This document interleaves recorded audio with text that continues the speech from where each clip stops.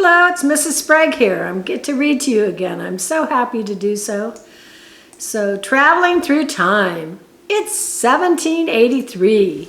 You want to take an exciting ride? What will you choose to ride in? No, can't go on a rocket. They haven't been invented yet. How about boarding a sleek silver jet? You forgot again. It's only 1783. Men are not even thinking about jets yet. So what are they dreaming about? 1783, there was the first hot air balloon. Have you ever been in a hot air balloon? I haven't. 1793, George Washington watched the first balloon launch in North America. 1797, first parachute jump from a balloon. 1830, America's first train with a steam engine. Choo choo!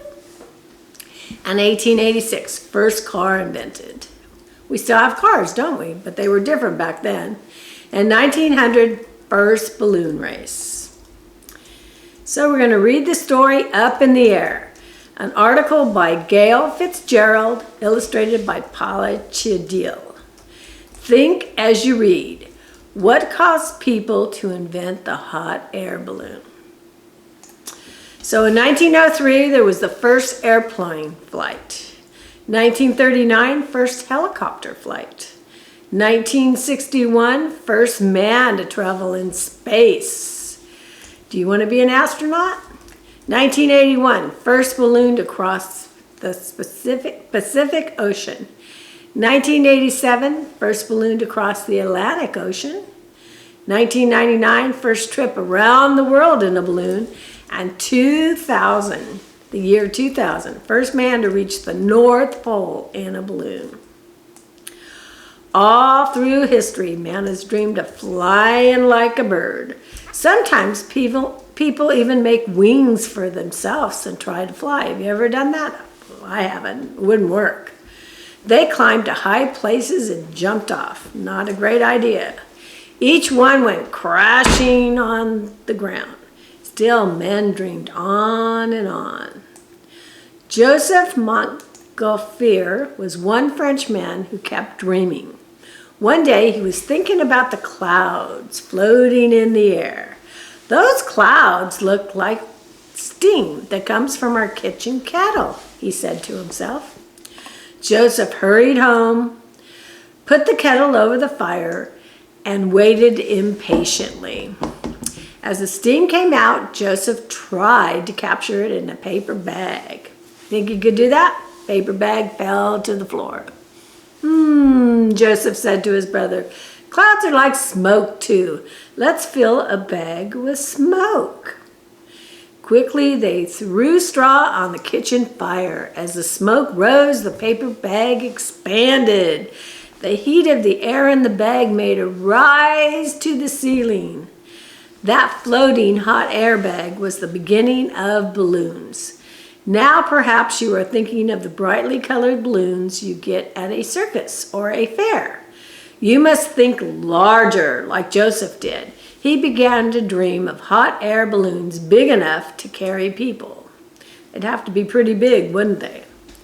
Much experimenting had to be done before balloons could carry people.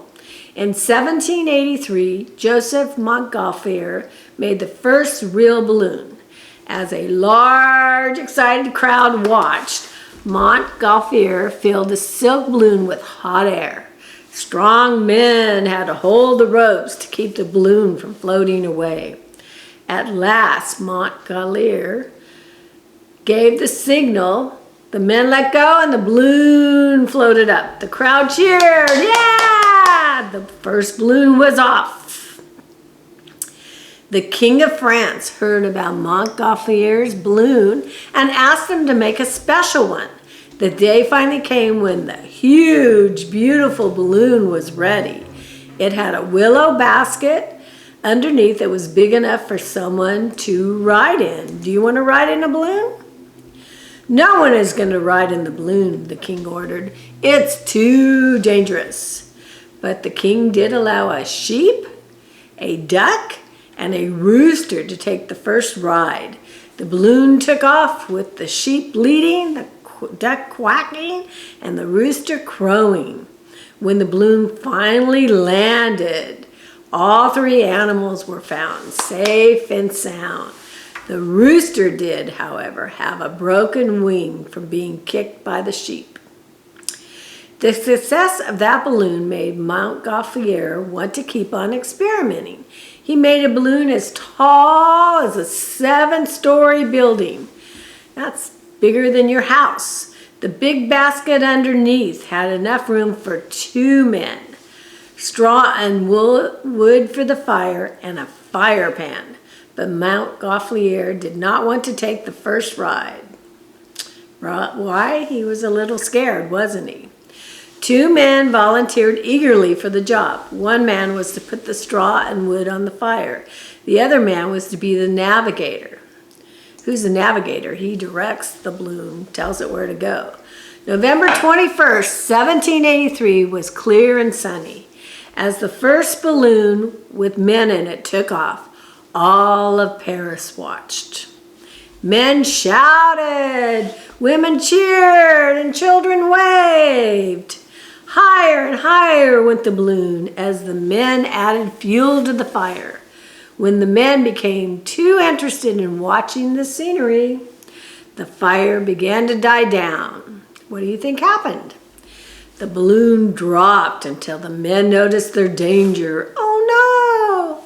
Quickly, they threw more fuel on the fire and the balloon floated back up in the sky.